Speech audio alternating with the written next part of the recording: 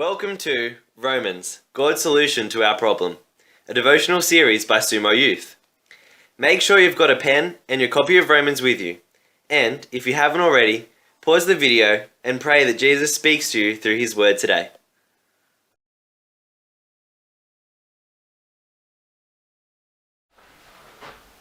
Hey guys, welcome to day 32 of Sumo's devotions on Romans. Today we're looking at chapter 1 verses 8 through to 17, and let me just encourage you, if you haven't already, today's day 32. We're looking at the same passage as day number 2 in our series, which you can still find on our YouTube channel. If you haven't already done day 2's devotion, go back and do that one first, because it actually deals with a lot more of this passage and some of the more obvious things in this passage. Today, day 32, we're reading the same passage again, but especially we're going to focus just on the last couple of sentences. So have a read of that whole section, verse 8 through to 17, but pay special attention to the last couple of verses. And here are the questions, which after you've read it, we'd love you to pause the video and have a think about. First question, whose righteousness is the gospel, the good news, really about? Whose righteousness is the gospel really about? Secondly, how does the good news, the gospel about Jesus, show that God is righteous? And we know it makes us righteous, but how does the good news about Jesus show that God is righteous? And the final question's a tricky one, have a think about it. How does God's faithfulness lead us to faith in him? How does him being faithful to us lead us to faith, trusting in him?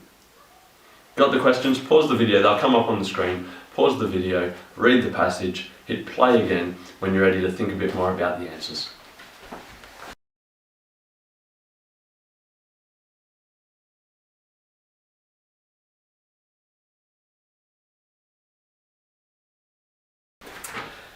So whose righteousness is the gospel really about? Well, like I said, we're focusing on the last couple of verses in particular, and there we read this. It says, for in it, in the gospel, the righteousness of God is revealed.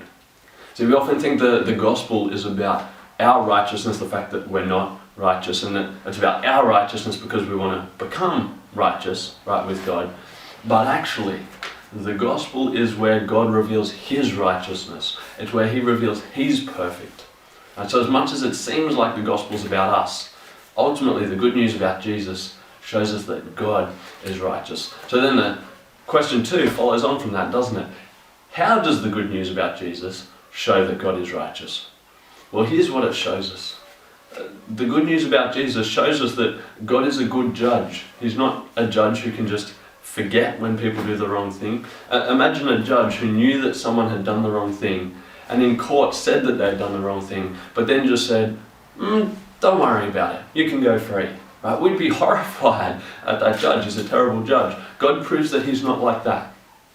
That when people have sinned, a penalty does have to be paid, and he's fair and he's just and he's righteous.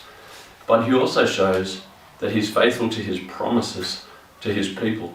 And that when he promised time and time again to Abraham and then to David and through the Old Testament that he would forgive his people, that he would wash away their sins, that their sins would be taken as far as the east is from the west. And when he made those promises, he proved that he was righteous and he kept those.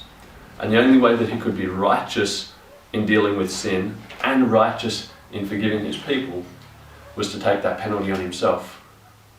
And that's what he did in the gospel of Jesus. That's what he did when he became a man and he walked among us and he died the death that we deserve and took the punishment that we deserve. And that's the gospel. That's the good news. It shows us that God is righteous in his justice, and it shows us that God is faithful to his promises to us. That kind of hits our final question, doesn't it? How does God's faithfulness lead us to faith in Jesus? Well, isn't it great to know that God, throughout all of his plan, has promised to save, and he has been faithful to that. He's not a God who changes his mind, who sometimes wants to save us but then has better ideas or just gets angry and flies off the handle. Now, he's a God who promises to forgive, promises that we can be his children, and then he's faithful to those promises. And it's because he's trustworthy, because he's faithful, that we can put our trust in him, that we can put our faith in him, and that we can be saved and have his righteousness counted as our own.